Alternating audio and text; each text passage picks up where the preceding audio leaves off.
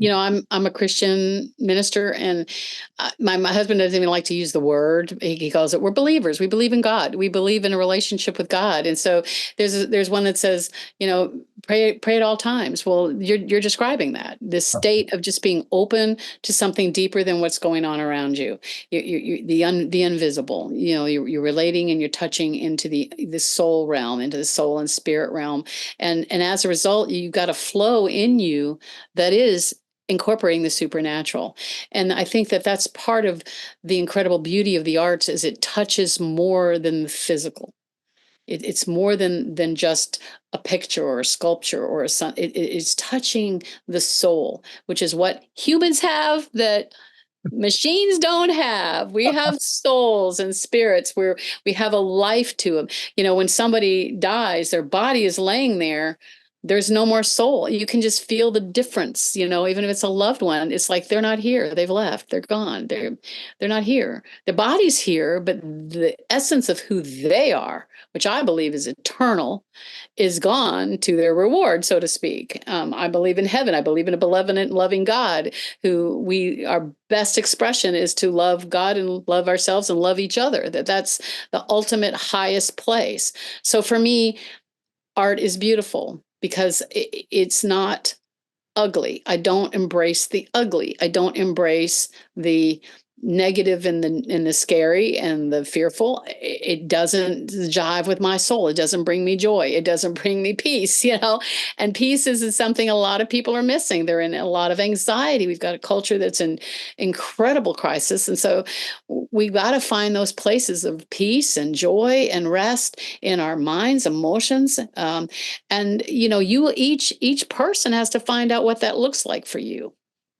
Yeah, absolutely. And It's certainly no secret that there's a spiritual crisis going on. And I think for far too long in the fight of good and evil, evil has gained far too much ground. But I think the return of beauty is upon us. And I think more people are kind of waking up to the undeniable spiritual side and spiritual tie to this physical realm, because the evil side of the metaphysical has made itself far too known and blatant. And so, with all things having their equal and opposite, surely there must be the side of good as well. And so, I think all people are having to pick a side, whereas for a long time they can kind of exist in this mush middle ground.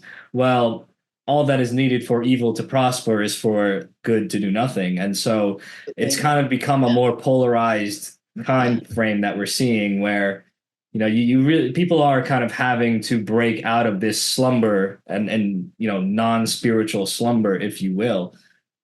But I don't know if all people can. And even I don't think everyone can. We've mentioned, and you've mentioned a lot, that everyone has some sort of creative side in them, and creativity and expression and expressiveness.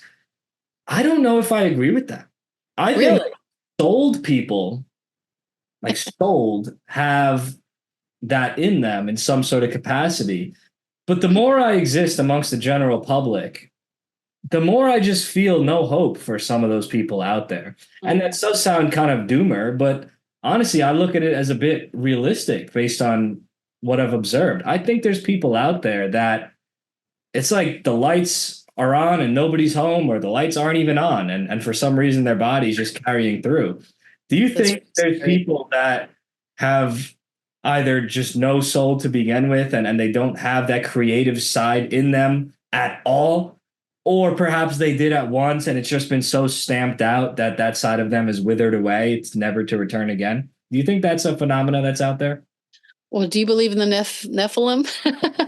I'm not familiar enough with the term to Yeah, the Book of Enoch, or there's several books in the Bible that talk about when these supernatural beings came and saw human women were beautiful, and they created a race of giants and creatures that don't have they have an immortality, but they don't necessarily have a soul in the same sense? Do they walk among us? I think that's a debatable question, but it's almost like you're describing somebody like that, that is, lost that touch of humanity. There are definitely psychopaths. What do they say? 10%, or I don't know what the percentage is of people that are walking around. They have no emotional connection to people. They can't feel someone else's pain. They can't empathize.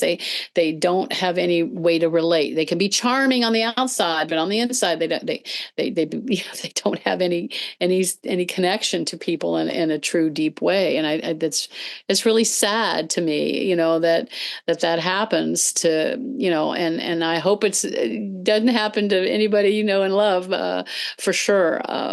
There's a lot of pain out there. I know there's a lot of pain. And, my husband and I, we believe in spiritual warfare. We are prayer warriors, and we are in connection with a multitude of people who are really praying for a change, for the light to win. And, we all love redemptive movies. I mean, even Star Wars, hello, it's the good wins against the evil, right? I mean, that is in us to cheer for the underdog, for the underdog good guys that have to overcome incredible odds. And, all of the second act is just progressively more difficult and more evil to overcome. And then you've got your crisis of no return when, there's the turnaround, and you've got that quick third act. Yay, the good guy wins in the end, or the boy gets a girl in the end, or whatever. We love redemption stories. It is part of our humanity. If we don't, there is red flags. What's going on with you that you can't appreciate a story of some kind of victory? I mean, Maverick.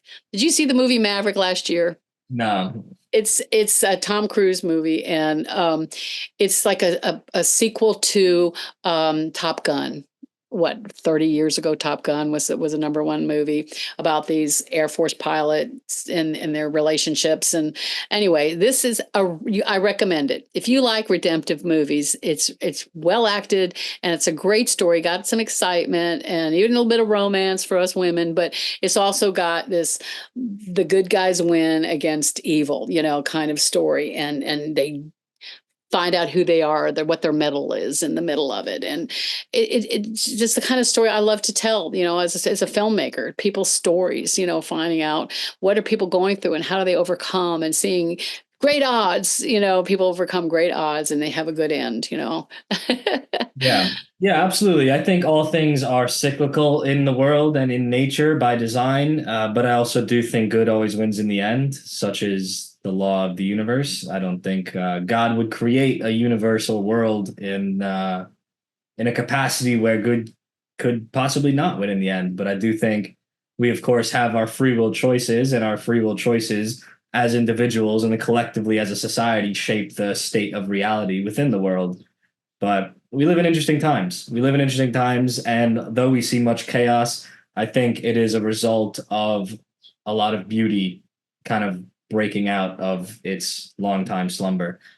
And so I want to touch on 100%. I encourage my sons and my family, my sons who are musicians. I mean, what has happened in the music world, with the whole system has fallen apart, and, even galleries are so few. Anyway, the arts of COVID, our theater company got shut down. We're doing more video, but it's been really under attack, and coming up with a new way to get out there. And these new systems, I guess that's why I love technology. When it works, I love it, because we're going to find new platforms and new ways to be expressive, just like you are with this podcast.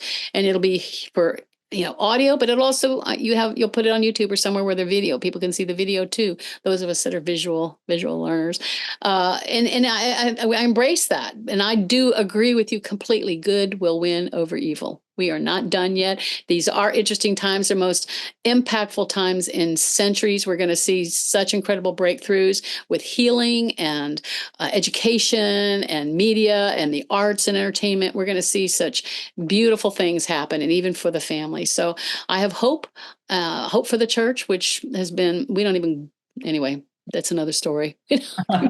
Yeah, religion, we don't want to, well, anyway.